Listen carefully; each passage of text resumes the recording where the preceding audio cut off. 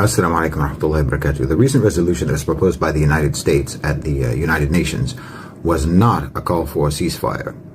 It was just an attempt by the U.S. to save face for having vetoed every ceasefire resolution since October 7th, because they've gotten a very bad reputation over that.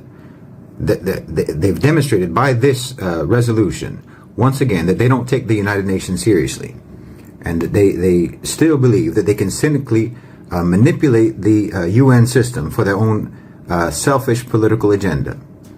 But it also demonstrates, alhamdulillah, that our campaign, the Article 6 campaign, is having an impact, and it's forcing the United States to respond to public pressure.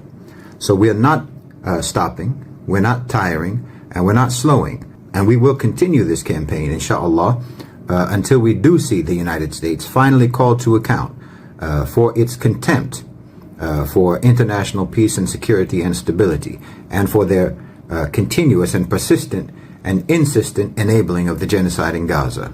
All they did was propose this so-called ceasefire resolution, which wasn't a ceasefire resolution. It wasn't calling for a ceasefire. It was saying that a ceasefire is imperative. That's all. That's all they said.